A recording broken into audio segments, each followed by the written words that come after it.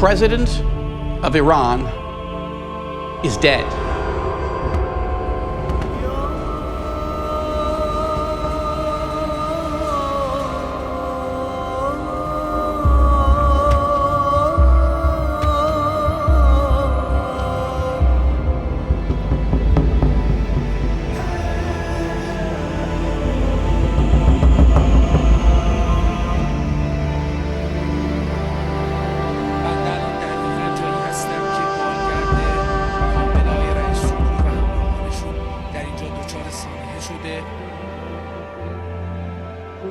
The foreign minister of Iran is dead.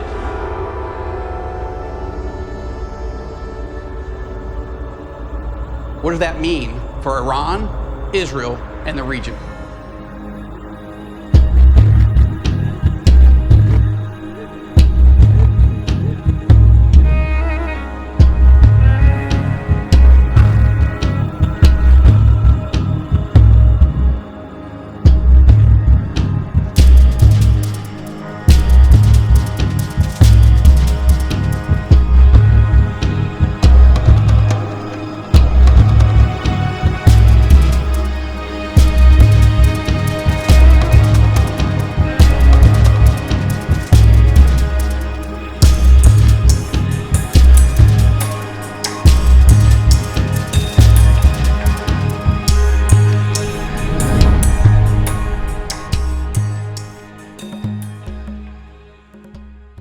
Hi, this is Joel Rosenberg with a YouTube exclusive for the Rosenberg Report. This has been big news in the last few hours as we have found out with definite confirmation by the Iranian government that Ebrahim Raisi, the president of Iran, was killed in a helicopter crash in the mountains near Azerbaijan. The president and the foreign minister, who was also killed, the Iranian foreign minister also killed, were both traveling up to meet with the Azerbaijani president, and they were returning to Tehran when their convoy of helicopters had to make an emergency landing, and the president and foreign minister's helicopter crashed in thick fog in inclement weather not far from the Azerbaijani border. This was a huge story. For a while it was just that they were missing and that maybe they had lived, maybe they survived the crash, but they did not.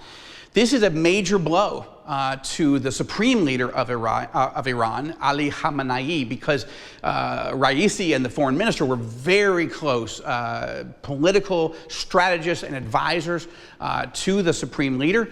And the supreme leader himself is getting pretty old, and I mean, you know, he may not be here much longer. But what we have in Raisi, something you need to know about Raisi, is that he was one of the most evil, wicked, and deadly leaders in the history of Iran, and that's saying something, right? The Iranian leadership since the 1979 revolution has been horrible to its own people, to the people of Iraq, to the Arabs in the region, and of course to Israel, funding and fomenting, training and arming Hamas, Hezbollah, and all these other terrorist organizations. But Ebrahim Raisi was unique among all the killers and the wicked people that ever ran Iran over the last 50 years or so. Raisi was unique. Why? Because he was under American sanctions for overseeing the murder of as many as 30,000 Iranians during the late 1980s. He just has a horrible record of cruelty and wickedness to his own people, not just to Israel and the Arabs and to the Americans and so forth. So I am not mourning the death of Ebrahim Raisi or the foreign minister, but I am asking us all to be praying for their families. They don't know Jesus as their Savior. They don't know that they are following a false God and a false religion. They are mourning the loss of their loved ones, and I am not going to hold the families and the friends complicit with the wickedness that those two men have been engaged in for so long. Those men committed themselves to wickedness. I don't know anything about their families enough to know that they supported them. But even if they did, you can be lost and still be saved, right? The Apostle Paul had been a religious terrorist, a fanatic, before he got dramatically saved by a vision of Jesus heading to Damascus. We read that in the chapter 9 of the book of Acts, right? What was he doing? He was going to go persecute Christians. He was a man filled with hatred, even though Paul, when he was named Saul before, thought he was doing the right thing. He thought he was serving his God, but in fact, he was following a false understanding of God, and it was Jesus who appeared to him on the road to Damascus and completely transformed Paul's understanding of God and the Bible and his mission in life. And of course, Paul became the greatest apostle that ever lived. And we know so much about how to live as followers of Jesus because of how God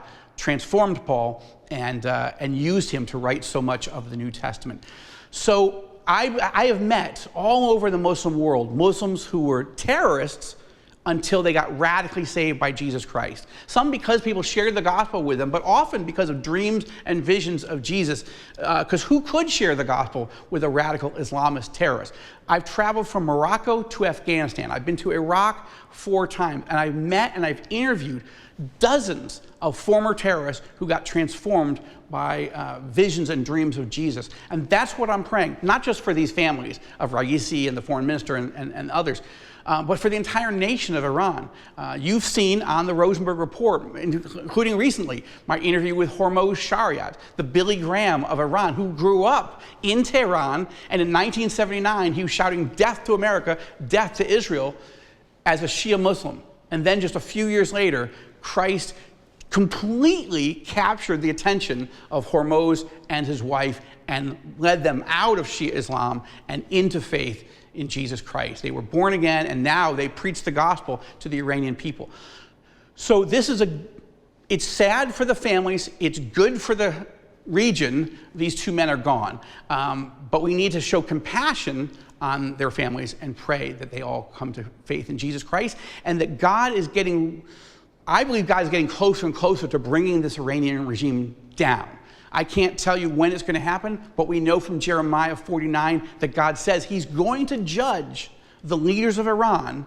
He's going to bring down this regime. He's going to liberate the Iranian people. And then God says he's going to move his throne into Iran. That means that Iran is going to become a Christian country, possibly in our lifetime. That seems so impossible to imagine now, but that's what the prophecies say.